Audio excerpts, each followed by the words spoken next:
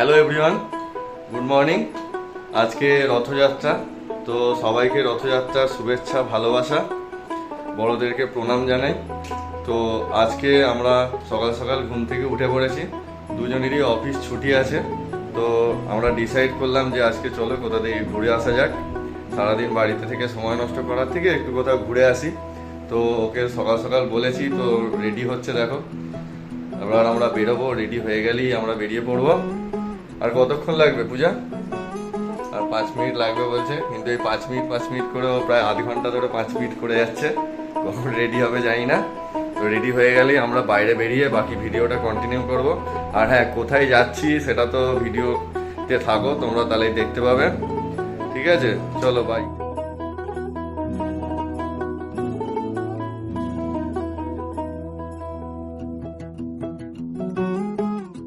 তারপর আমরা রেডি হয়ে বেরিয়ে পড়লাম গাড়ির তেল ভরাতে।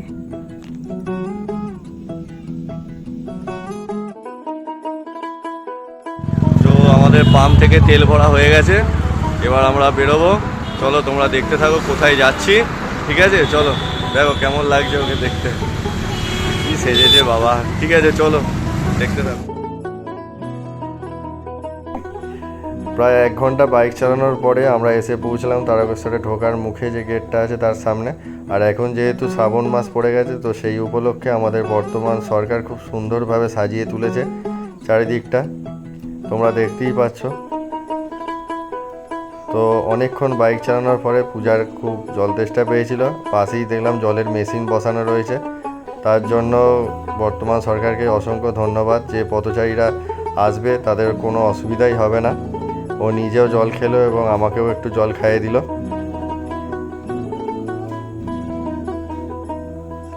এরপর আমরা এসে পৌঁছলাম তারকেশ্বরে ঢোকার একদম মেইন গেটটার সামনে। এখানেও আমাদের বর্তমান সরকারকে অনেক ধন্যবাদ জানানো দরকার, কেননা যে সব শরণার্থীরা এখানে আসবে বাবার মাথায় জল ঢালতে, তো তাদের জন্য যাতে রোদের মধ্যে কষ্ট না হয়, তো উপরে ত্রিপল দিয়ে ঘিরে দিয়েছে। আমরা তার ভেতরের দিকে ঢুকছি। তার মধ্যে দেখতেই পাচ্ছ রাস্তাঘাট খুব পরিষ্কার করে ঝাড় দিয়ে পরিষ্কার রাখছে, খুব সুন্দরভাবে সাজিয়ে তুলেছে। এরপরে আমরা এসে পৌঁছালাম মন্দিরের একদম সামনের রাস্তায়। আর যেহেতু রথযাত্রা, সেই উপলক্ষে এখানকার বাসিন্দারা দেখো একটা সুন্দর রথ বার করেছে।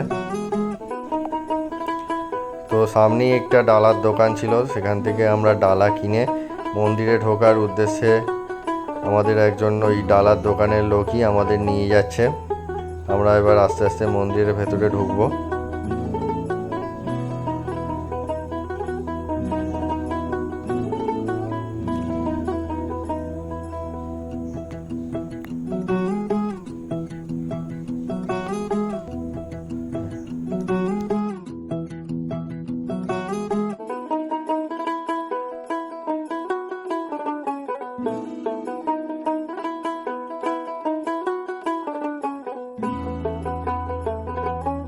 এরপরে আমরা এসে পৌঁছলাম সেই পুকুরটির সামনে, যে পুকুরটি দুধ পুকুর নামে পরিচিত। এখানেই চান করলে নাকি মানুষের সমস্ত মনস্কামনা পূর্ণ হয় এবং মানুষের পাপ মুক্তি ঘটে। তো আমরা নিজেদের মাথায় সেই জল ছিটিয়ে নিলাম।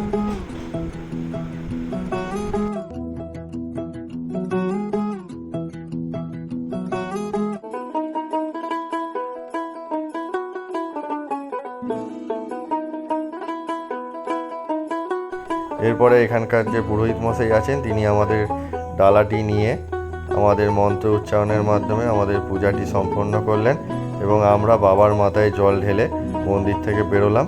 এবং পাশেই এখানে ধূপবাতি জ্বালানোর জায়গা ছিল, সেখানে আমরা ধূপবাতিও জ্বালালাম।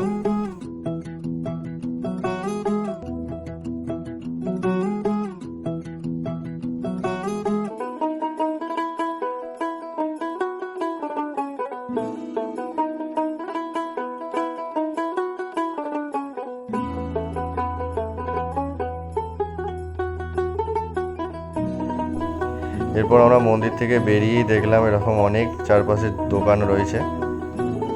আমাদেরকেও কিছু জিনিস কেনার ছিল, পূজা সেই জিনিসগুলো কিনছে।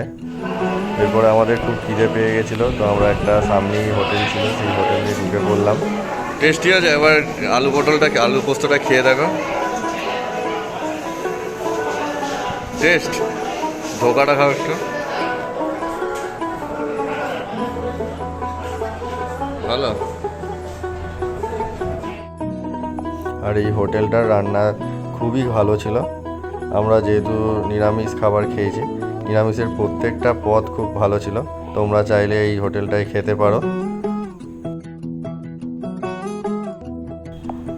এরপর বাড়ি ফেরার পথে আমরা রাস্তার ধারে দেখলাম এখানে যে সমস্ত শরণার্থীরা আসবে তাদের থাকার জন্য খুব সুব্যবস্থা করা হয়েছে। এটাও আমরা ঘুরে নিয়ে এবার আমরা বাড়ি ফেরার পথে আস্তে আস্তে রওনা দিলাম। আর এখানেই আমাদের এই ব্লগটা শেষ করলাম। কেমন হয়েছে অবশ্যই জানিও।